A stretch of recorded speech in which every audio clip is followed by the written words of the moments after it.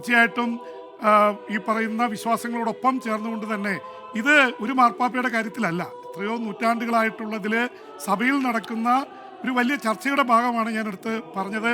ഇപ്പോൾ അത് സാർവത്രിക, അത് പോസിറ്റീവായിട്ട് എനിക്ക് പറയാനുള്ളത്, ഇറ്റാലിക് സെൻട്രിക് ആയിരുന്ന സഭ യൂറോ സെൻട്രിക്കായി യൂറോപ്പിന് പുറത്തേക്ക് എത്തിക്കുന്നതിൽ പ്രധാന പങ്ക് വഹിച്ചത് ഫ്രാൻസിസ് മാർപ്പാപ്പയാണെന്ന് പറഞ്ഞേ തീരൂ.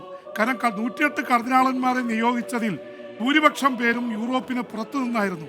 അതുകൊണ്ടാണ് ഒരുപക്ഷെ പെറുവിൽ നിന്ന് പാവങ്ങളുടെ മെത്രാനായി അറിയപ്പെട്ടിരുന്ന ഒരു മാർപ്പാപ്പയുണ്ടായത്. അതൊന്നും ഞാൻ വിസ്മരിക്കുന്നില്ല. തൊഴിലാളികളുടെ മാർപ്പാപ്പ, പാവങ്ങളുടെ മാർപ്പാപ്പ, അമേരിക്കയിൽ ജനിച്ചു എന്നുള്ളത് മാത്രമേ ഉള്ളൂ. ആ കാര്യത്തിലൊന്നും വ്യത്യാസമില്ല. പക്ഷേ ഇതൊരു പ്രതീക്ഷയാണ്. എന്തുകൊണ്ട് ഇത്രയും 267 മാർപ്പാപ്പമാരിൽ ഒരാൾ കറുത്ത വംശജനോ ഏഷ്യൻ വംശജനോ ആയില്ല എന്നുള്ളത് സ്വാഭാവികമായും ഉയർന്നു വരാവുന്ന, ഇത് കണ്ടുകൊണ്ടിരിക്കുന്നത് വിശ്വാസികൾ മാത്രമല്ല, മറ്റു മതസ്ഥരായ മറ്റു രാഷ്ട്രീയ ചിന്താഗതികളുള്ള ആൾക്കാരെ സംബന്ധിച്ചിടത്തോളം മാറ്റങ്ങൾക്ക് അമേരിക്കയിൽ ആദ്യമായിട്ടാണ് ബറാക്ക് ഒബാമയെ പോലുള്ളൊരു കറുത്ത വർഗ്ഗക്കാരൻ പ്രസിഡൻ്റായത്. അത് രാഷ്ട്രീയമായിരിക്കാം. ഇവിടെ തീർച്ചയായിട്ടും അതൊരു സംസാര വിഷയമാണ്. ഈ സമയത്ത് ഒരു ശുശ്രൂഷയുടെ സമയത്ത് ഞാൻ അതിലേക്ക് കൊണ്ടുപോകുന്നില്ല. പക്ഷേ it's A point of discussion. ഇത്ര ഞാൻ പറഞ്ഞുള്ളൂ. തീർച്ചയായും വെൽക്കം ചെയ്യുന്നു. വ്യത്യസ്തതകൾ ധാരാളമായി ഉണ്ടാകട്ടെ. നമ്മൾ ആഗ്രഹിക്കുന്നത് പോലെ ഇറ്റലിക്ക് പുറത്തുനിന്ന്, യൂറോപ്പിന് പുറത്തുനിന്ന്, മറ്റു ഭൂഖണ്ഡങ്ങളിൽ നിന്ന്, പ്രത്യേകിച്ച് ഏഷ്യൻ ഭൂഖണ്ഡത്തിൽ നിന്നും, സാധിക്കുമെങ്കിൽ നമ്മുടെ ഇന്ത്യയിൽ നിന്ന് തന്നെയും ഭാവിയിൽ കാലം തെളിയിക്കേണ്ടതാണ് നമുക്കൊരു മാർപ്പാപ്പയെ ലഭിക്കുമെന്നുള്ളത്. എന്തായാലും പരിശുദ്ധാത്മാവിൻ്റെ പ്രത്യേകമായ കൃപാവരത്താലാണ് ഇപ്രകാരമുള്ള കാര്യങ്ങളൊക്കെയും സംഭവിക്കുന്നത് എന്നുള്ളത് മാത്രം സൂചിപ്പിച്ചു എന്നേ ഉള്ളൂ. പരിശുദ്ധ പിതാവ് ലയോ മാർപ്പാപ്പയുടെ ധൂപാർപ്പണ പ്രാർത്ഥനയാണ് നമ്മളിപ്പോൾ കണ്ടുകൊണ്ടിരിക്കുന്നത്. അതിമനോഹരമായ ബലിപീഠത്തിന് ചുറ്റും നടന്നുകൊണ്ട് മാർപ്പാപ്പ ധൂപം ആശീർവദിച്ച് ബലിപീഠവും മധുബഹായിൽ സജ്ജമാക്കിയിരിക്കുന്ന ബലിപീഠത്തിനു ചുറ്റും സമർപ്പിക്കപ്പെട്ടിരിക്കുന്ന ബലിവസ്തുക്കളും ധൂപാർപ്പണം ചെയ്യുന്നു. ഒപ്പം കർത്താവ് ഈശോ മിശിഹ ലോകരക്ഷകനായി തൂക്കപ്പെട്ട ക്രൂശിത രൂപത്തെയും പരിശുദ്ധ പിതാവ് ധൂപിക്കുന്നു. അവിടെ തിരിക്കാലുകൾ നിങ്ങൾക്ക് കാണാനായി സാധിക്കും. ഇതാണ് അതിൻ്റെ മനോഹാരിത എന്ന് പറയുന്നത്.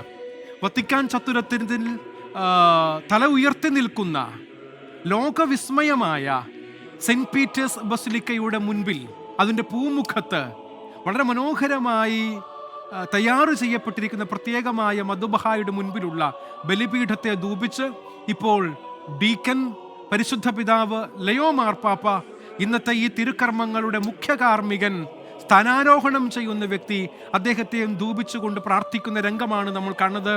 ക്രിസ്തുവിൻ്റെ സ്നേഹ സംസ്കാരമാണ് നമ്മളെ ഒന്നിപ്പിക്കേണ്ടത് എന്ന് പരിശുദ്ധ പിതാവ് തൻ്റെ സുവിശേഷ പ്രസംഗത്തിൽ ഓർമ്മപ്പെടുത്തി.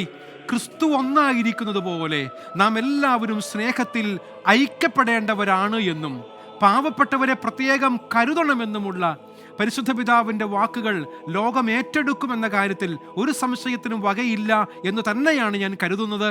കാരണം പരിശുദ്ധ പിതാവ് ലയോ മാർപ്പാപ്പയുടെ തന്നെയും വാക്കുകൾ കടമെടുത്താൽ രണ്ടാം വത്തിക്കാൻ കൗൺസിലിൻ്റെയും ഫ്രാൻസിസ് മാർപ്പാപ്പയുടെയും സുവിശേഷത്തിൻ്റെ ആനന്ദമെന്ന ശ്ലൈഹിക പ്രബോധനത്തിൻ്റെയും ചുവട് പിടിച്ച് മുൻപോട്ട് പോകാനുള്ള തൻ്റെ ഉത്തരവാദിത്വത്തെ ലയോ മാർപ്പാപ്പ വ്യക്തമാക്കി തൻ്റെ സുവിശേഷ സന്ദേശത്തിലൂടെ. അവ വിദഗ്ധവും വ്യക്തവുമായ മാർഗനിർദ്ദേശങ്ങൾ ഉൾക്കൊള്ളുന്നവയാണ് എന്ന് പരിശുദ്ധ പിതാവ് ഓർമ്മപ്പെടുത്തി.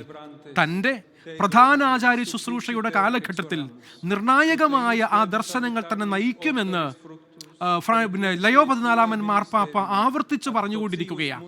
സുവിശേഷ പ്രഘോഷണത്തിനുള്ള 1-ാം സ്ഥാനം സഭാസമൂഹത്തിൻ്റെ ആകമാനമുള്ള പ്രേക്ഷിത ദൗത്യമാണെന്നും കൂട്ടായ്മയിലും സിനഡാത്മകതയിലുമുള്ള വളർച്ചയിലൂടെ ഭക്താനുഷ്ഠാനങ്ങളിലൂടെ പ്രകടമാക്കുന്ന വിശ്വാസബോധ്യത്തിന് പ്രഥമ പരിഗണന കൊടുത്തുകൊണ്ട് നാം എല്ലാവരും ജീവിക്കണമെന്നും പാവപ്പെട്ട മനുഷ്യരോടും അവഗണിക്കപ്പെട്ടവരോടും പാർശ്വവൽക്കരിക്കപ്പെട്ടവരോടും സ്നേഹപൂർണമായ കരുതലുണ്ടാകണമെന്നും സമകാലിക ലോകത്തോടുള്ള ധീരവും വിശ്വാസപൂർവകമായ സംഭാഷണമാണ് ലയോ 14 മാർപ്പാപ്പ തൻ്റെ പ്രസംഗത്തിലൂടെ നൽകിയത് എന്നുള്ളത് നമുക്കിപ്പോൾ അനുസ്മരിക്കാൻ സാധിക്കുന്ന കാര്യമാണ് എന്ന് ഞാൻ കൂട്ടിച്ചേർക്കാൻ ആഗ്രഹിക്കുകയാണ്.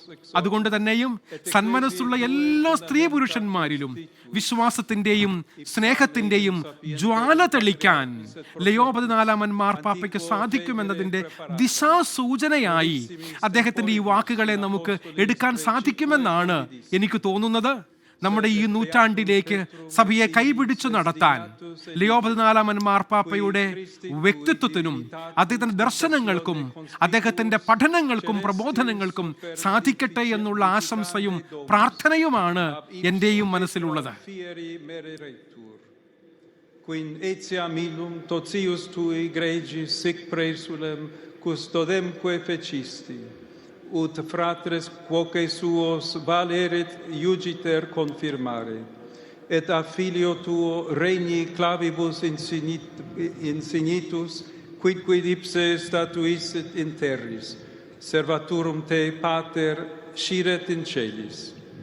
Cum odie singulare munus, principi apostolorum tua gratia commissum, devotamente recolimus, maestatem tuam cauladamus, et coris angelicis sociamur in exultatione clamantes.